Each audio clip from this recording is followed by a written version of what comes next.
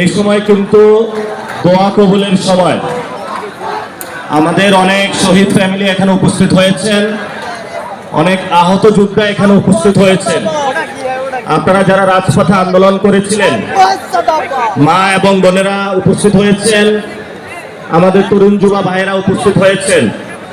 বাংলাদেশ জামায়াত ইসলামী গণ অধিকার থেকে শুরু করে বিভিন্ন রাজনৈতিক দলের নেতৃবৃন্দ উপস্থিত হয়েছেন এবং বরিশালে আজকে আমাদের এখানে পদচারণা রেখেছিলেন আমাদের জাতীয় নাগরিক পার্টির সম্মানিত আহ্বায়ক, ঢাকা 11 আসনের সম্মানিত এমপি জনাব নাহিদ ইসলাম। তো আমরা খুবই সংক্ষিপ্ত কথা বলবো। আমরা কিন্তু রমজান মাসে ইফতারের পূর্বে এখানে উপস্থিত হয়েছি। এই রমজান মাস যেটাতে হলো কোরআন নাযিল করা হয়েছে। কোরআন এসেছে শাহরুর রমাদানুল লাযী উনজিলা ফীহিল কুরআন।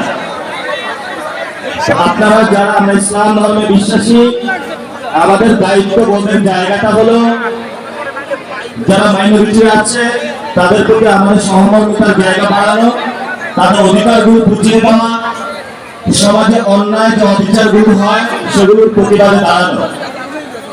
আমরা পুরো বাংলাদেশে যদি চিত্র আকারে দেখতে চাই, সন্ত্রাস, চাঁদাবাজি, দুর্নীতি, আমাদের সামাজিক যে অবকাঠামো রয়েছে প্রত্যেকটা অবকাঠামোকে ভেঙে দিয়েছে।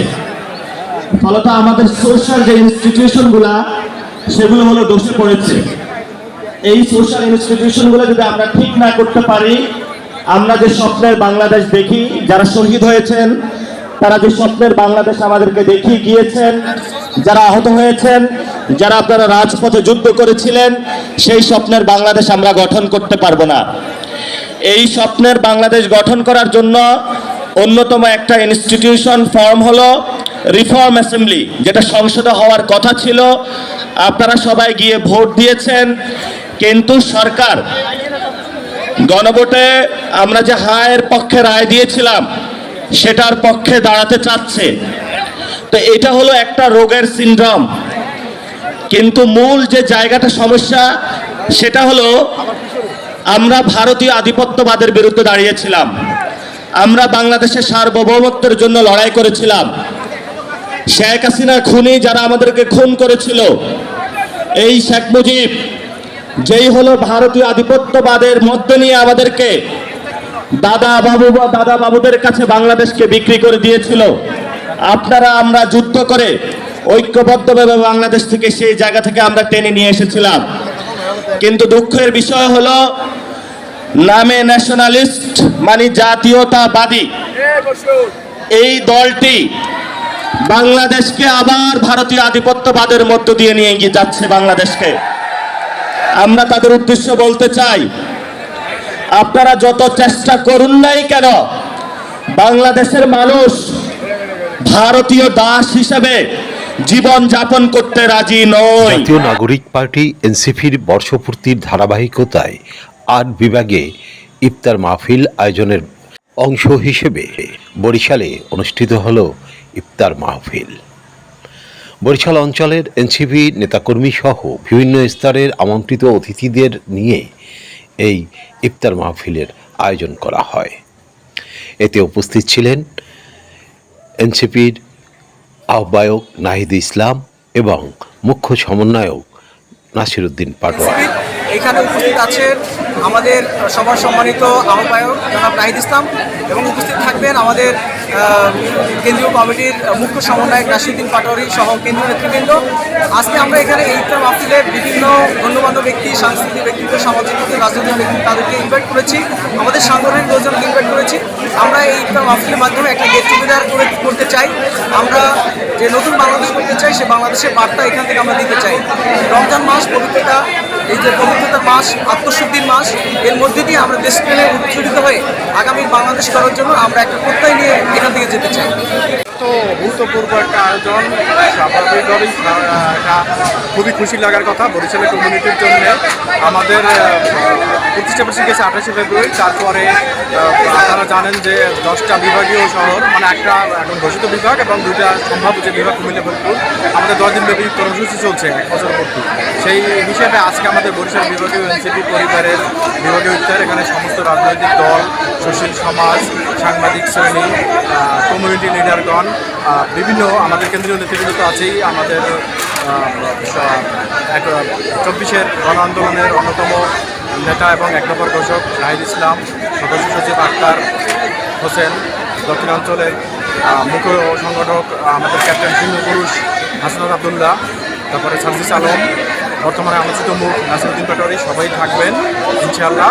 তো আমরা সবাই মিলে আনন্দিত। আমি নিজেও একজন বরিশাল মহানগর এনসিপির প্রত্যাশী।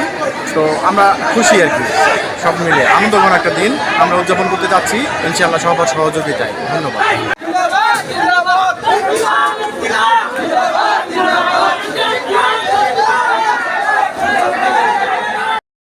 পাঁচটার কিছু পরে বরিশালের হালিমা খাতুন বালিকা বিদ্যালয়ের মাঠে প্রবেশ করেন নাহিদ ইসলাম এবং নাসিরুদ্দিন পাটোয়ারি।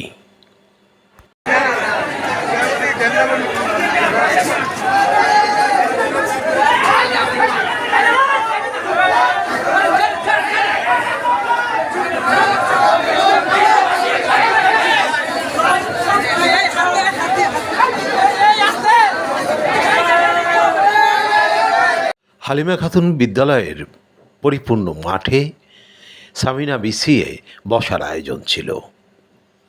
একপাশে ছিল স্টেজ, আর স্টেজে উপস্থিত বক্তারা প্রায় প্রত্যেকেই ভারতীয় আগ্রাসনের বিরুদ্ধে রুখে দাঁড়াবার আহ্বান নিয়ে বক্তব্য রাখেন এবং এজন্য প্রধানমন্ত্রী তারেক রহমানের প্রতি আরও বেশি সচেতন থাকার আহ্বান জানান।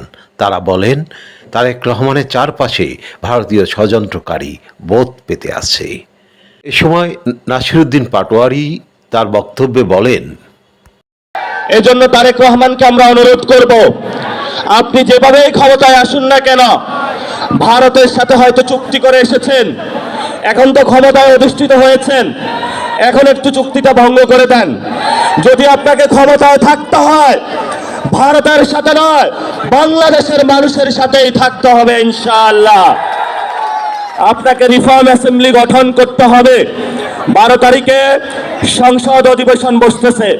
আমরা সরকারকে অনুরোধ জানাবো, দ্রুত গতিতে বাংলাদেশের মানুষ যে জনরায় দিয়েছে সে অনুযায়ী রিফর্ম অ্যাসেম্বলি করুন এবং আমাদেরকে যারা খুন করেছিল, শেখ হাসিনাকে ভারত থেকে নিয়ে এসেছে বাংলাদেশে ফাঁসির কাস্টে ঝুলান।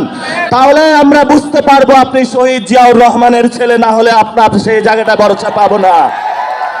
শহীদ জিয়াউর রহমানের যদি ছেলে হয়ে থাকেন, আপনার বাপকে যারা হত্যা করেছিল, খালেদা জিয়াকে হত্যা করেছিল যারা, আপনার মেরুদণ্ড যারা ভেঙেছিল, তাদের সাথে আপনি আপাত করবেন না। তাদের সাথে যদি আপাত করেন তাহলে বিএনপির যারা নেতাকর্মী রয়েছে তারাই বিদ্রোহের পতাকা বাংলাদেশ উত্থাপন করবে। বরিশাল অঞ্চলের 6 জেলা থেকে আগত এনসিপি নেতাকর্মীদের পদচারণায় মুখরিত হয়ে উঠেছিল হালিমা খাতুন বিদ্যালয়ের প্রাঙ্গণ। আরিফ আহমেদ, বরিশাল।